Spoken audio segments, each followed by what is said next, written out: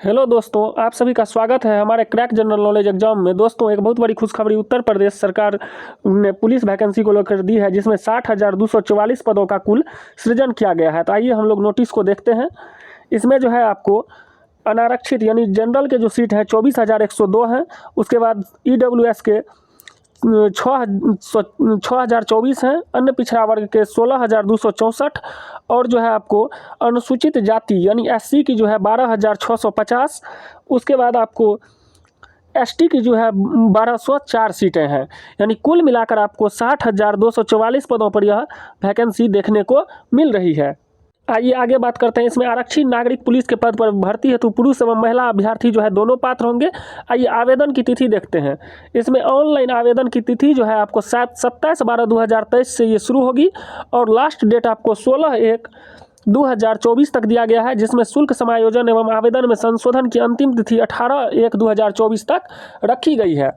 आवेदन शुल्क में आपको जनरल वालों के लिए 400 रुपया जो है आवेदन शुल्क निर्धारित किया गया है यूपी पुलिस की फॉर्म भरने के लिए। अब देखिए इसमें अहर्ताएँ यानी क्या अहर्ताएँ होनी चाहिए। इसमें जो है आपको राष्ट्रता जो है भर्ती के लिए आवश्यक है कि भारत का वह नागरिक होना चाहिए। तिब्बती शरणार्थी जो भारत में अस्थायी निवास के अभिप्राय से 1 जनवरी 1962 के पूर्व भारत आया हो। भारतीय उद्भव का ऐसा व्यक्ति जिसने भारत में अस्थायी निवास करने के अभिप्राय से पाकिस्तान, म्यांमार, श्रीलंका, किसी पूर्व अफ्रीकी देश, Kenya, Uganda, United Republic of Tanzania या पूर्ववर्ती तांगानिका और जंजीबार से प्रव्रजन किया हो। ये सब जो है आवेदन करने के लिए इसमें मान्य होंगे। परंतु इसमें बताया गया है कि ख या ग के अभ्यर्थी को ऐसा व्यक्ति होना चाहिए जिसके पक्ष में राज्य सरकार द्वारा पात्रता का प्रमाण पत्र जारी किया हो।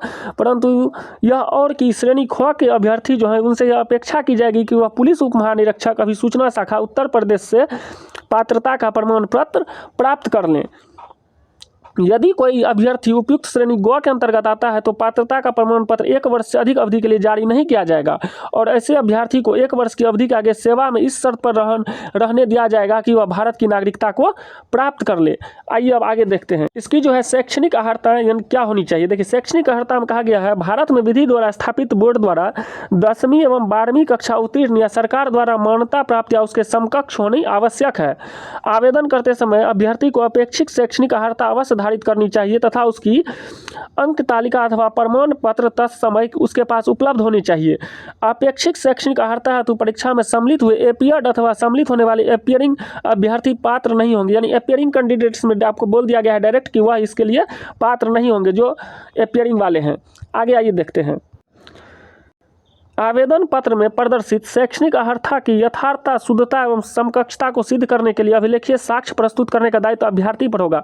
यानी आप फॉर्म भरने के लिए सब कुछ अपना सही भरें। इस संबंध में बोर्ड का निर्णय जो होगा आपको अंतिम निर्णय होगा।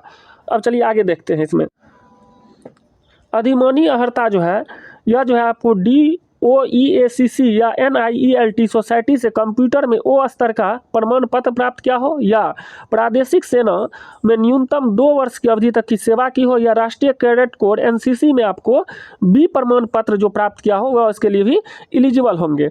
अब देखिए मेन जो है इसमें आयु कितनी होनी चाहिए। तो भर्ती के लिए यह आवश्यक है कि पुरुष अभ्यर्थी को दिनांक 1/7/2023 को 18 वर्ष की आयु प्राप्त कर ली हो और 22 वर्ष की आयु प्राप्त न की हो, अर्थात अभ्यर्थी का जन्म 2 जुलाई 2001 से पूर्व तथा 1 जुलाई 2005 के बाद का नहीं होना चाहिए।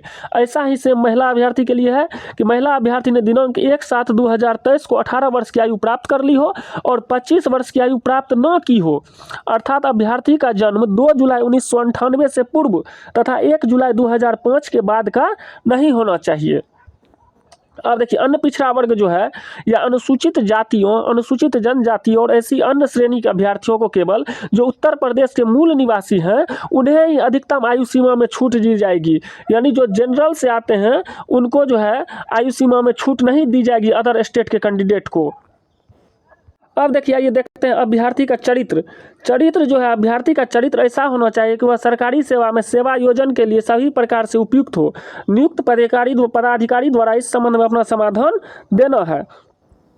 आइए आगे देखते हैं। अब इसमें दिया गया है वैवाहिक स्थिति। यानी वैवाहिक स्थिति जो है नियुक्त के लिए ऐसा अभ्यर्थी पात्र न होगा जिसकी 1 से अधिक पत्नियां हो या जीवित हो, या महिला अभ्यर्थी पात्र नहीं होगी जिसने ऐसे पुरुष से विवाह किया हो जिसकी पूर्व से 1 पत्नी जीवित हो या 1 पत्नी हो। चलिए आगे देखते हैं। इसमें परंतु सरकार किसी व्यक्ति को ऐसे नियम के परिवर्तन से छूट दे सकती है यदि उसका समाधान हो जाए और ऐसा करने के लिए विशेष कारण विद्यमान है तब। आगे है, यदि ऐसा कोई अभ्यर्थी द्विविवाह या बहुविवाह करने का दोषी पाया जाता है तो उसके विरुद्ध विधिक कार्यवाही की जा सकती है। भर्ती प्रक्रिया में किसी भी स्तर पर उसका अभ्यर्थन व चयन निरस्त किया जा सकता है, उसे अन्य भर्ती प्रक्रिया से डिवेर किया जा सकता है, यानी प्रतिवर्ती हटाया जा सकता है।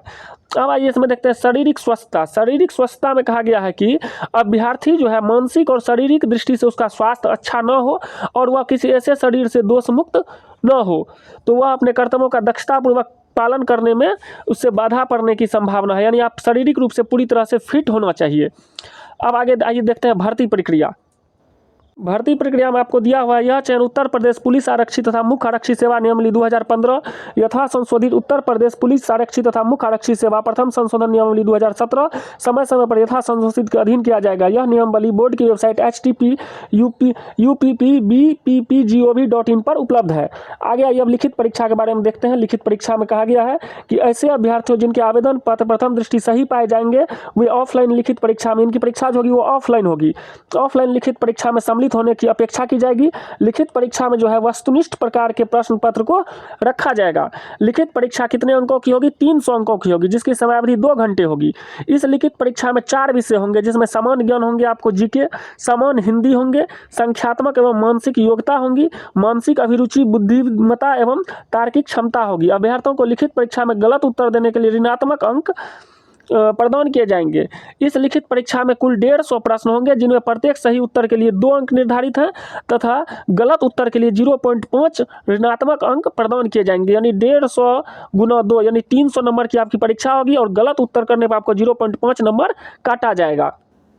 आगे आपको कहा गया है कि परीक्षा जो है OMR आधारित परीक्षा प्रणाली के अनुसार संपन्न कराई जाएगी। लिखित परीक्षा का पाठ्यक्रम परिशिष्ट 1 पर संकलन है, यानी आप उस फॉर्म को देख लीजिए। अगर अभ्यर्थी 1 से ज़्यादा हो गए तो 1 से अधिक दिनांकों को विभिन्न प्रश्न पत्र के साथ विभिन्न पालियों में परीक्षा कराई जाएगी। आगे आपको कहा गया है कि यानी लिखित परीक्षा 1 से अधिक पालियों अथवा 1 से अधिक दिनांकों विभिन्न पालियों में विभिन्न प्रश्न पत्रों के साथ संचालित कराए जाने की दशा में होगी, यानी आपका नॉर्मलाइजेशन किया जाएगा। यदि अगर परीक्षा 1 से अधिक पाली में होती है तो आपका नॉर्मलाइजेशन किया जाएगा। लिखित परीक्षा के बाद जो है आपको आंसर की आपको जो है प्रस्तुत की जाएगी। लिखित परीक्षा के उपरांत बोर्ड द्वारा उत्तर कुंजी प्रकाशित की जाएगी तथा प्रश्नों एवं उत्तर विकल्पों के बारे में अभ्यर्थियों से आपत्तियां आमंत्रित की जाएगी, जिस पर अभ्यर्थी अपनी आपत्तियां ऑनलाइन प्रस्तुत कर सकते हैं। यदि कोई प्रश्न या उसका उत्तर विकल्प त्रुटिपूर्ण पाए जाते हैं तो ऐसे प्रश्नों को निरस्त कर दिया जाएगा और निरस्त प्रश्नों के अंकों का वितरण माननीय उच्च न्यायालय इलाहाबाद में रिट याचिका के साथ दायर किया जाएगा, जिसमें आपके उस निम्न सूत्र के अनुरूप किया जाएगा। आइए अब आगे देखते हैं। इसमें लिखित परीक्षा जो होगी आपको OMR उत्तर पत्र पर होगी। प्रत्येक प्रश्न के उत्तर हेतु 4 विकल्प होंगे, ये सब आप जानते हैं। अभ्यर्थियों को उनमें से किसी एक विकल्प को चुनना है जो प्रश्न आपका सही हो, तो इसी सब के बारे में इसमें बताया गया है। लिखित परीक्षा में जो लोग पास होंगे उनको शारीरिक दक्षता के लिए बुलाया जाएगा। लिखित परीक्षा में सफल पाए गए अभ्यर्थियों को अभिलेखों से समीक्षा एवं शारीरिक मानक परीक्षण में सम्मिलित होने की अपेक्षा की जाएगी।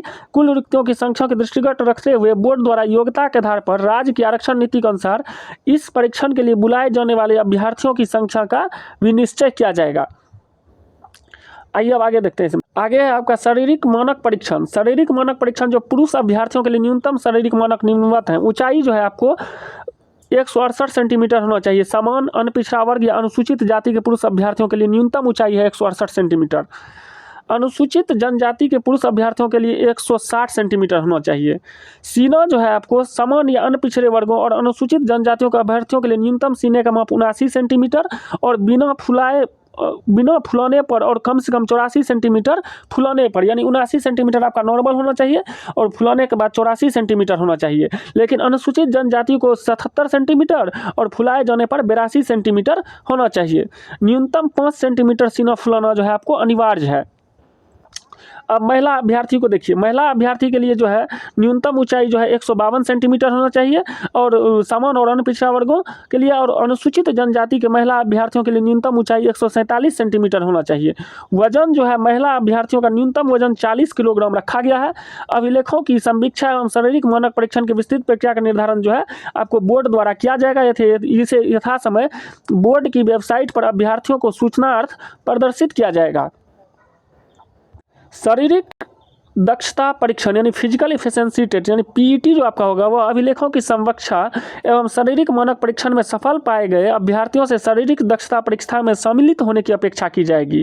यानी कहा गया है पुरुष अभ्यर्थियों हेतु 4.8 किलोमीटर की दौड़ 25 मिनट में और महिला अभ्यर्थियों के लिए 2.4 किलोमीटर की दौड़ जो है आपको यह 14 मिनट में पूरी करनी आवश्यक होगी।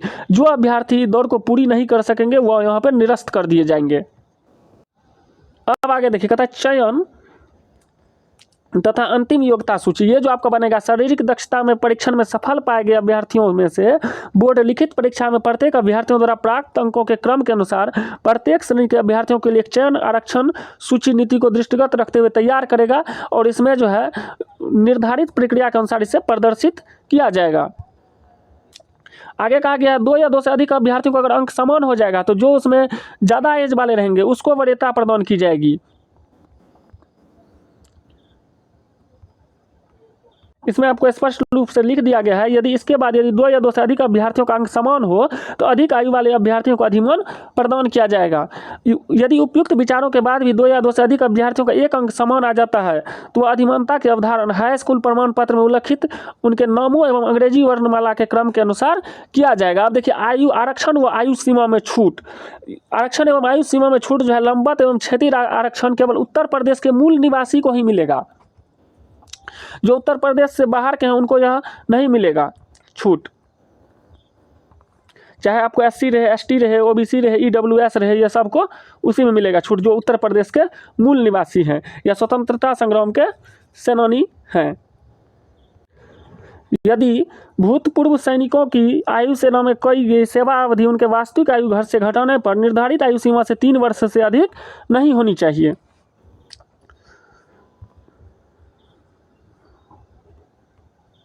आप जो है विकल्प दिया है ऑनलाइन शुल्क का भुगतान, आप जो है आवेदन पत्र में भरे गए विवरण सही है अभ्यर्थी यह सुनिश्चित करने के बाद स्क्रीन पर उपलब्ध निर्देशों के अनुसार स्क्रीन पर मांगी जा रही जानकारी देने हेतु डेटा सबमिट करके debit card, credit card, internet banking, UPI से आप जो है अपना पेमेंट कर सकते हैं। 400 रुपया आपको लगेगा इसमें फीस। आवेदन शुल्क जो है सफलतापूर्वक जमा होने पर अभ्यर्थी का आवेदन पत्र प्रिंट करने की सबमिट हो जाएगा और अभ्यर्थी को अंतिम तिथि को आवेदन पत्र स्वतः नहीं तो सबमिट हो जाएगा। अगर आपका प्रमाण पत्र अगर अपलोड करने के लिए कहता है आपका प्रमाण पत्र डिजी लॉकर में है तो आप डिजी लॉकर से ही अपने प्रमाण पत्र को डिजी लॉकर के माध्यम से अपलोड करें। जो प्रमाण पत्र डिजी लॉकर पर उपलब्ध न हो उनके प्रति स्कैन कराकर आप उसे अपलोड कर सकते हैं। यानी कहा गया डिजी लॉकर पर भी जो आपके प्रमाण पत्र हैं उसे आप अपलोड कर सकते हैं। फोटो के बारे में कहा गया है कि चेहरे की छवि स्पष्ट दिखनी चाहिए, चेहरे पर अत्यधिक चमक या छाया नहीं होना चाहिए, नामांकन के लिए फोटो 6 महीना से ज़्यादा पुराना नहीं होना चाहिए, पीछे सफ़ेद या हल्के ग्रे रंग की पृष्ठभूमि आवश्यक है, दोनों कान आपको स्पष्ट रूप से दिखना चाहिए, ठुड्डी देखनी चाहिए। यानी फोटो जो है आप पूरा सही तरीके से देख कैमरे पर सीधी नज़र रखें। चश्मा पहनने की स्थिति में आंखें साफ दिखनी चाहिए और ग्लास जो है रंगीन नहीं होनी चाहिए। फोटो में टोपी, मफलर आदि धारण नहीं करना है आपको। और फोटो जो है आपको वह 3.5 सेंटीमीटर चौड़ा और 1.5 सेंटीमीटर लंबे कागज के टुकड़े पर काली स्याही से पूर्ण हस्ताक्षर करके जेपीजी फॉर्मेट या जेपीजी फॉर्मेट में आपको 5 KB से अधिक व 20 KB से कम का यह होना चाहिए। उसके बाद लास्ट में आपको कहा गया बोर्ड का निर्णय यह अंतिम होगा।